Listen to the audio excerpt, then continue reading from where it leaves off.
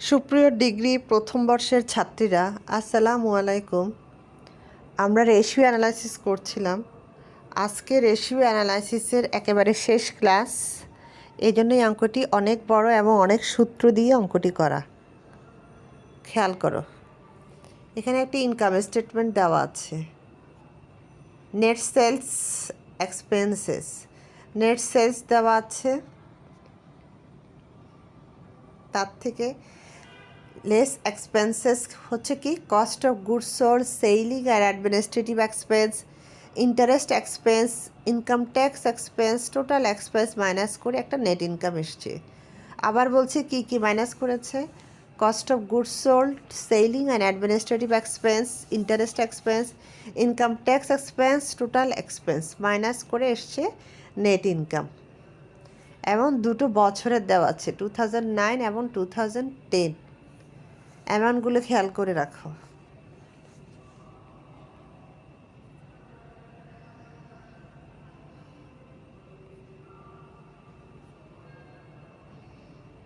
এবার বাকি পোর্শনটুকু দেখো। Balance sheet, assets, current assets. Current অ্যাসেটসের মধ্যে কি আছে দেখো, cash, marketable securities, AR, inventory, total current assets. আর তার সাথে প্ল্যান্ট অ্যাসেটস হচ্ছে ফিক্সড অ্যাসেটস, যোগ করে এলো টোটাল অ্যাসেটস। অ্যামাউন্টগুলো দেখো 2009 এবং 10-এর। কারেন্ট অ্যাসেটসগুলো দেওয়া আছে 2,15,000 এবং 1,77,000। ফিক্সড অ্যাসেট দেওয়া আছে, প্ল্যান্ট অ্যাসেট দেওয়া আছে দুটো। টোটাল অ্যাসেট হচ্ছে 6,38,000 এবং 5,60,000। এবার আসো কারেন্ট লাইবিলিটিস, কী কী আছে, AP, income tax payable, total current liabilities. আর লং টার্ম লাইবিলিটিসের মধ্যে আছে বন্ডস পেয়েবেল, এই দুটো যোগ করলে হলো টোটাল লাইবিলিটিস। তারপরে দেওয়া আছে stock holders equity, common stock, written earnings. দেখো লাইবিলিটি সাইডে কারেন্ট লাইবিলিটিস 1,35,000, 1,30,000। ফিক্সড লাইবিলিটি দেওয়া আছে, লং টার্ম লাইবিলিটি দেওয়া আছে, টোটাল লাইবিলিটি হচ্ছে 2,65,000, 2,10,000। আর নিচে দেওয়া আছে কি common stock holders equity, common stock এবং রিটেন আর্নিংস। দুটো যোগ করলে স্টক হোল্ডার্স ইকুইটি আসছে 3,73,000, 3,50,000। টোটাল এলো 6,38,000, 5,60,000। কী কী বের করতে বলেছে এবার দেখো, অনেকগুলো রেশিও বের করতে বলেছে। Current ratio, asset test ratio, receivable turnover, inventory turnover, profit margin, asset turnover, return on assets, return on common stock holders equity, earning per share, price earnings, pay out, debt to total assets, times interest earned. অনেকগুলো দেওয়া আছে। এবার আমরা অঙ্কটা শুরু করব।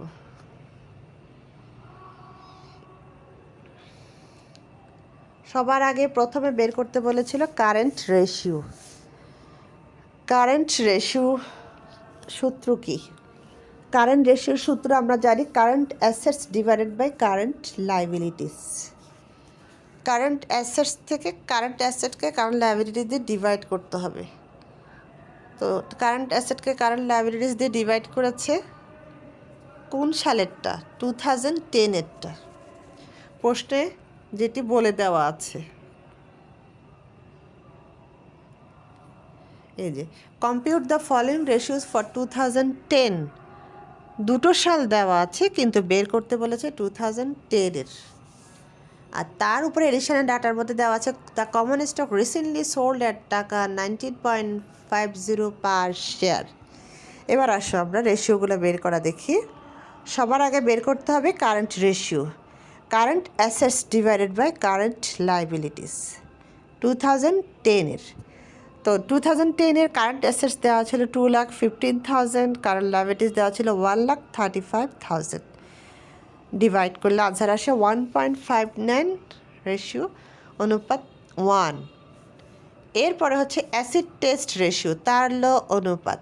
Acid test রেশিওর মধ্যে কী আসবে, শুধু ইনভেন্টরিটা আসে না। তাহলে দেখো ক্যাশ, মার্কেটেবল সিকিউরিটিজ, এআর, তিনটে এসছে এখানে। আর কারেন্ট লায়াবিলিটিজের মধ্যে কী কী এসছে দেখো।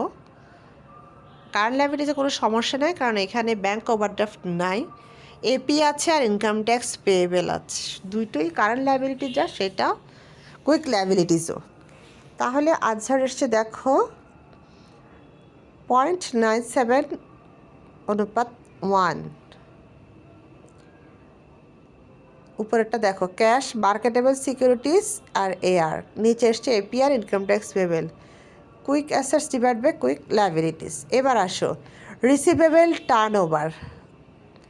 রিসিভেবল টার্নওভার মানে দেনাদার আবর্তন অনুপাত। তো এআর এর সাথে অলওয়েজ সম্পর্ক থাকবে নেট ক্রেডিট সেলস। আমার পোস্টে কোনো ক্রেডিট সেলস দেওয়া নাই, যা আছে সেলস তাই হবে। আর ডিভাইড করবো average net receivables. Average net receivable আমরা ভাগ করবো কী দিয়ে, opening AR plus closing AR divided by 2।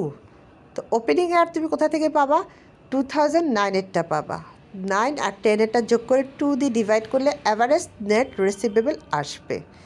তো নেট ক্রেডিট সেল ছিল 6 লাখ, অ্যাভারেজ এআর দিয়ে ডিভাইড করে আনসার এসছে 7.23 টাইমস। ওকে, ইনভেন্টরি টার্নওভার, এটাও একই রকম, মজুত পণ্য আবর্তন অনুপাত।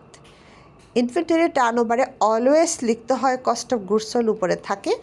যদি কোশ্চেনে কখনও কস্ট অফ গুডস সোল্ড দেওয়া না থাকে তখন সেলস দিয়ে অঙ্কটা করা যাবে। তো cost of goods sold divided by average inventory. Average inventory কখন করা যাবে, যখন 2 বছরের ইনভেন্টরি পাবো তখন আমরা অ্যাভারেজ করতে পারবো। যদি পোস্টে শুধুমাত্র 1 বছরের ইনভেন্টরি দেওয়া থাকে তখন সেখানে কখনো অ্যাভারেজ করা যায় না, তখন সেটা দিয়েই ডিভাইড করতে হয়।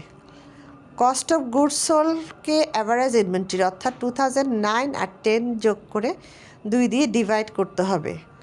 আনসার আসছে 5.39 টাইমস। তো কস্ট অফ গুডস সোল্ড আর average inventory, cost of goods sold হচ্ছে 4,15,000, অ্যাভারেজ ইনভেন্টরি দিয়ে ডিভাইড করলে আনসার আসে 5.39 টাইমস। এবার আসো profit margin. Profit margin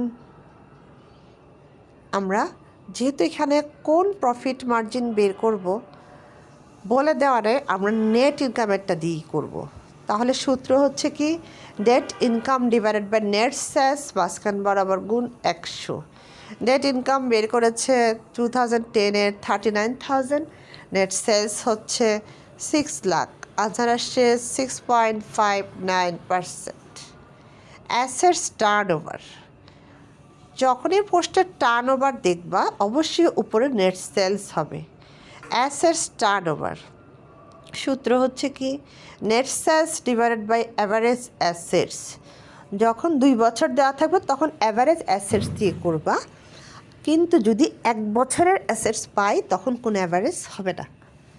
net সেলসকে আমরা অ্যাভারেজ অ্যাসেটস দিয়ে ডিভাইড করব। তো নেট সেলস হচ্ছে 6 লাখ, অ্যাভারেজ অ্যাসেটস হচ্ছে 2009 আর 10-এরটা যোগ করে 2 দিয়ে ভাগ করতে হবে। আনসার আসছে 1.001 টাইমস। এবার আসো return on assets. Return on assets হচ্ছে কি, net income divided by average assets.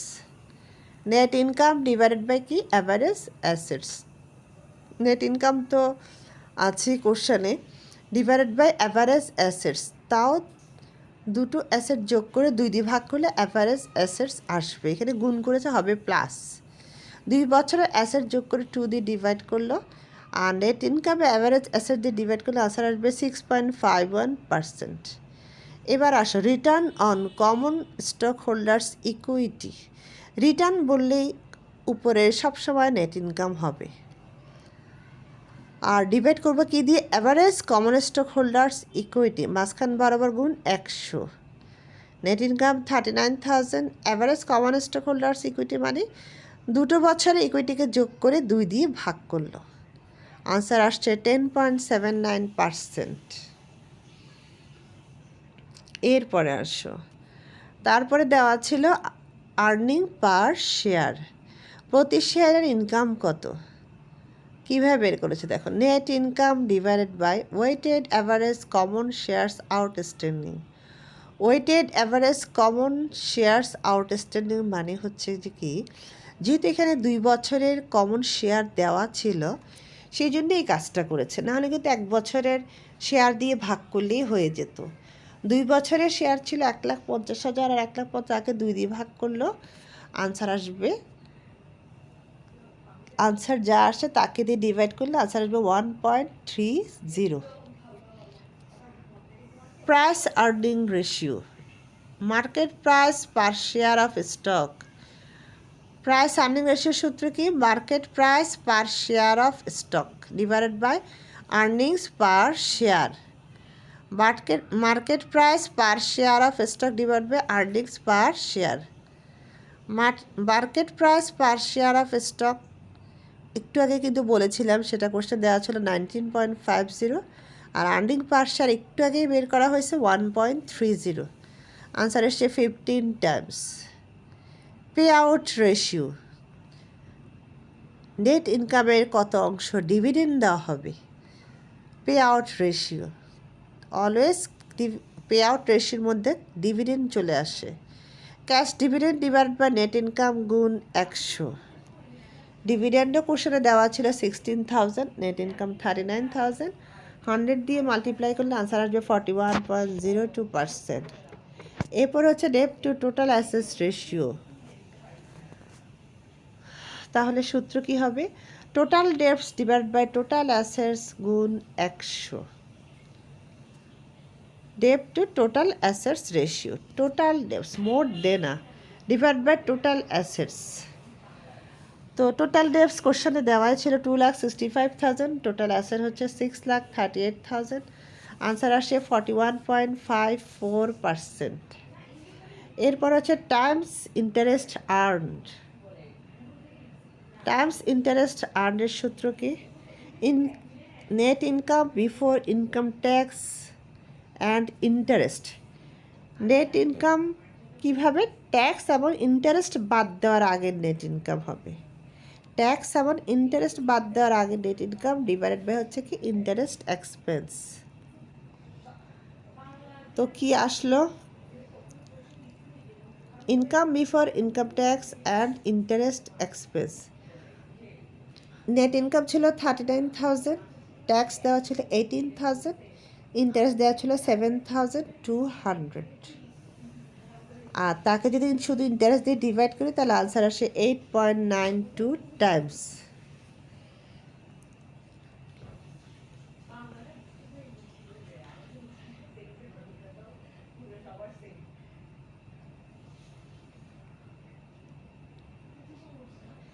এই হলো সবগুলো সূত্র।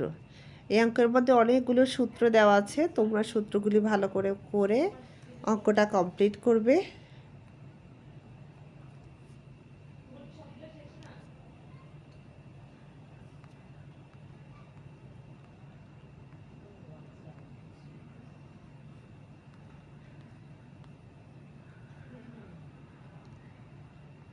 সবাই ভালো থেকো, আল্লাহ হাফেজ।